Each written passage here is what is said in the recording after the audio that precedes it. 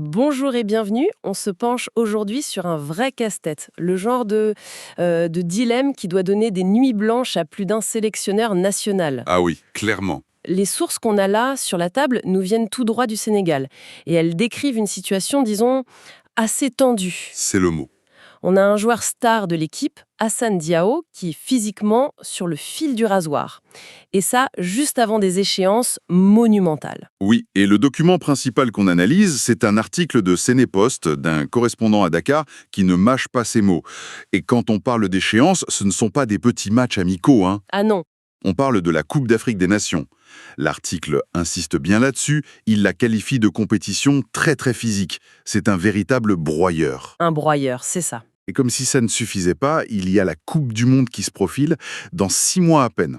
Donc, le moindre faux pas dans la gestion, là, maintenant. Et les conséquences peuvent être énormes. Exactement. Voilà, le décor est planté, on a donc un joueur clé, mais fragile, des trophées majeurs en jeu, et un journaliste qui met les pieds dans le plat. Notre mission aujourd'hui, ça va être de décortiquer son analyse. On va voir la gravité du cas Diao, bien sûr, mais surtout, on va s'intéresser à l'alternative qu'il propose. Ousseynou Niang. C'est ça. L'idée, c'est de comprendre si cette solution est juste une rustine de dernière minute ou, qui sait, un vrai coup de génie. Alors allons-y. Le problème numéro 1, c'est donc ce joueur, Hassan Diao. L'ailier de Côme, en Italie. Oui, et le papier de Sénépost, il ne prend pas de gants. On apprend qu'il collectionne les pépins physiques depuis le début de la saison. L'expression utilisée, c'est blessure sur blessure. C'est fort. Mais le détail qui m'a vraiment interpellée, c'est quand le journaliste précise qu'il a rarement pu jouer 2 matchs consécutifs en entier. Et ça, c'est un signal d'alarme. C'est plus qu'un voyant orange, là. Ah, c'est un gyrophare rouge. Parce que ça veut pas seulement dire qu'il est fragile. Ça veut surtout dire qu'il est incapable de trouver du rythme. Bien sûr. Et dans le foot de très haut niveau, le rythme, c'est la base de tout. La confiance, les automatismes, la capacité à répéter les efforts. Sans rythme, on n'est nulle part. Et du coup, le journaliste, ce fameux Sall, il en pense quoi Il a un avis très très tranché. Je cite Si j'étais le sélectionneur Pape Thiaw, je l'aurais laissé à disposition de son club. Carrément, c'est une déclaration forte. C'est radical. Mais est-ce qu'on ne sous-estime pas un peu la capacité d'un staff médical d'une sélection à, je sais pas, à retaper un joueur juste à temps? On a déjà vu des paris comme ça. On l'a déjà vu, c'est vrai. Des joueurs qui arrivent sur une jambe et qui finissent héros de la compétition. Oui, mais c'est un pari de casino. Et le journaliste, lui, il semble dire que la mise est beaucoup trop élevée. Son argument principal est simple, en fait, et plein de bon sens. La santé du joueur. La santé du joueur avant tout. Il insiste lourdement sur l'intensité de la CAN comme pour dire « Attention, ce n'est pas un tournoi où on peut se cacher ou monter en puissance tranquillement. » Non, on est tout de suite dans le dur. Exactement. Envoyer un joueur qui n'a pas enchaîné les matchs, c'est un risque de rechute quasi certain. Et avec la Coupe du Monde de 6 mois plus tard. Ce serait une erreur de gestion catastrophique. Il pèse bien ses mots, hein. On sent vraiment le poids de cette double échéance. Chaque décision est scrutée à travers le prisme de la suivante. On ne gère pas seulement la CAN, en fait. On prépare déjà le mondial. Absolument. Et ce qui rend le raisonnement du journaliste assez habile, c'est qu'il ne s'arrête pas à la critique pure et dure. C'est-à-dire, Après avoir affirmé sa position très ferme, il ajoute une petite nuance. Une nuance qui est en fait une porte de sortie. Il écrit « Le dernier mot revient au sélectionneur national. ah, d'accord. Pape Thiaw est le seul habilité à prendre la décision. En apparence, bon, c'est une marque de respect. Mais en réalité, il prépare le terrain pour la suite. Il est en train de dire « Ok, coach, c'est votre décision. Mais si vous êtes un décideur intelligent et si vous m'avez lu, alors vous savez qu'il vous faut un plan B. » Et ce plan B, on y vient. Ou c'est nous, Nian. Le constat sur Diao est assez alarmant, c'est clair. Oui. Mais l'auteur ne se contente pas de sonner l'alarme, il propose une issue de secours. Et c'est un nom qui visiblement ne sort pas nulle part. Non, pas du tout. Il joue à l'Union Saint-Gilloise, en Belgique, un club qui, nous dit l'article, caracole en tête de son championnat. Donc on ne parle pas d'un inconnu là. Pas du tout, non. Et c'est là que le portrait qu'il en dresse devient vraiment fascinant. Pourquoi? Parce qu'il ne s'agit pas juste de remplacer un ailier par un autre ailier. Le mot-clé de toute son argumentation, c'est la polyvalence. Ah, le fameux couteau suisse. C'est un peu ça. Le journaliste explique que Niang, dans son club, il évolue au poste de piston gauche. Un rôle très exigeant physiquement. Énormément. Ça demande de défendre, d'attaquer, de couvrir tout le couloir. Mais son parcours avec les sélections de jeunes du Sénégal, des U17 jusqu'aux U23, a montré autre chose. Quoi donc? Qu'il est tout à fait capable de jouer excentré, que ce soit à gauche ou même à droite. Le genre de joueur que tous les entraîneurs modernes s'arrachent en fait. On n'est plus à l'époque des spécialistes cantonnés à un seul poste. C'est exactement ça. Aujourd'hui, un coach il veut des joueurs capables de s'adapter à un changement de système en plein match. Tout à fait. Et cette polyvalence, ce n'est pas un simple bonus, c'est une véritable arme tactique. Avoir un joueur comme Niang sur le banc ou même sur le terrain, ça offre une flexibilité immense. Oui, je vois. L'équipe doit passer d'un 4-3-3 à un 3-5-2 pour contrer l'adversaire.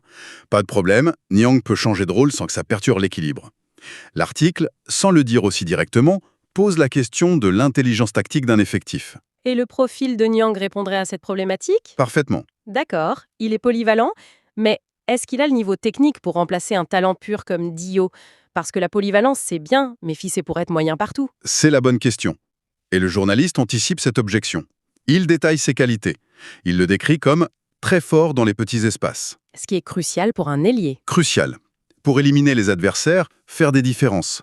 Il parle aussi de son gros volume de jeu, ce qui confirme son endurance, héritée de son poste de piston. Logique. Mais que, techniquement, Niang n'est pas moins fort que Cheikh Tidiane Sabali du FC Metz. Quand même. Sabali, c'est un international confirmé, c'est une affirmation forte, ça. Très forte. En gros, il nous dit « Attention, ce n'est pas un choix par défaut ».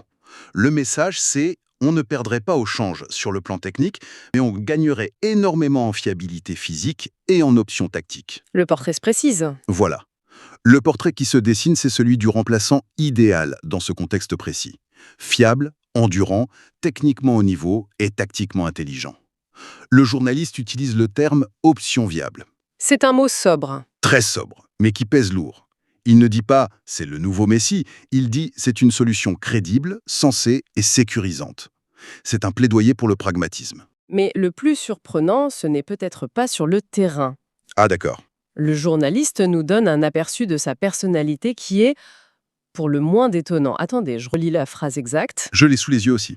Ceux qui ne le connaissent pas le prennent pour un comédien en raison de son ouverture et de son extrême gentillesse. Comédien, oui. C'est le mot qu'il utilise. Ouais. C'est incroyable, ça va à l'encontre de tous les clichés sur le footballeur professionnel qu'on imagine souvent ultra sérieux, un peu. Arrogant, parfois. Oui, c'est un détail qui humanise énormément le joueur et qui est très important dans l'argumentation de l'auteur. Pourquoi c'est important ?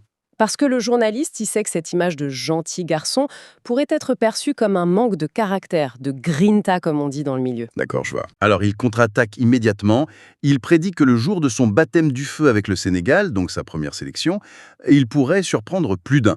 C'est une approche intéressante. Il nous présente un personnage complexe en fait. Tout à fait. Cette gentillesse apparente, est-ce que ça ne serait pas le signe d'une grande force mentale, le genre de force tranquille qui permet de ne pas se laisser dévorer par la pression? C'est exactement la lecture qu'on peut en faire entre les lignes. Il ne le présente pas comme un agneau, mais plutôt comme un loup déguisé en agneau. Et il ancre cette idée dans la durée. Il compare sa trajectoire à celle d'autres grands espoirs du football sénégalais. Ah oui, j'ai vu ça, il cite des noms. Oui, Samba Diallo et Ibrahima Dramé, des joueurs sur qui ont placé, je cite, un immense espoir, mais qui ont, selon ces termes, disparu des radars. C'est dur comme expression. C'est très dur. Alors que Niang, lui, continue de tenir la dragée haute. C'est donc une leçon sur la constance, finalement. C'est ça. Il n'a peut-être pas eu l'explosion médiatique de certains, mais il a construit sa carrière pierre par pierre. C'est l'image même de la persévérance. Le papier le dépeint comme un marathonien, pas un sprinter. Il a gravi les échelons des U17 jusqu'à son club en Belgique, patiemment, en attendant d'avoir sa chance avec l'équipe première. C'est un peu l'histoire de la vie, non ? Un peu, oui. Le talentueux qui travaille dur dans son coin, sans faire de vagues, et qui espère que quelqu'un finira par le remarquer. Et le message du journaliste est clair. Le moment est venu de le remarquer. Les circonstances, la blessure de Diao, tout ça, ça crée l'opportunité parfaite pour récompenser cette constance. Si on rassemble toutes les pièces du puzzle, on a une histoire assez puissante finalement. Oui, On a le drame de l'artiste fragile, Hassan Diao, dont le corps semble le trahir au pire moment. On a les enjeux colossaux avec la CAN et le mondial juste derrière. c'est ça. Et en face, on a la figure de l'artisan, fiable, sous-estimé, Ousseynou Niang, qui a attendu son heure dans l'ombre. Le condensé de l'analyse, en fait, c'est qu'on est face à un choix de philosophie. C'est le dilemme cornélien du sélectionneur moderne. Tout à fait. Est-ce qu'on s'accroche à un nom, à un statut, à un talent pur mais diminué en espérant une sorte de miracle ? Oui. Ou est-ce qu'on fait le choix de la raison, de la forme du moment, de la fiabilité physique, de la cohésion collective? L'argumentaire du correspondant de Sénépost est un plaidoyer à peine voilé pour la seconde option. C'est un appel au pragmatisme. Et peut-être même à une forme de justice pour un joueur méritant. Et en y réfléchissant bien, ce dilemme, il dépasse largement le cas du Sénégal. Le journaliste se concentre sur un remplacement poste pour poste, mais ça soulève une question beaucoup plus vaste. Laquelle? Le football moderne, avec ses calendriers démentiels, son intensité physique complètement folle, est-il en train de tuer les artistes fragiles? Est-ce que l'avenir appartient à des collectifs de joueurs comme Nian? C'est-à-dire? Des joueurs polyvalents, endurants, fiables, peut-être moins spectaculaires individuellement, mais plus forts collectivement. La véritable valeur dans la quête d'un titre n'est-ce plus le coup de génie d'un seul homme, mais plutôt la capacité d'adaptation et la résilience de tout un groupe? C'est une excellente question pour finir. C'est peut-être ça la vraie question que pose ce papier au fond.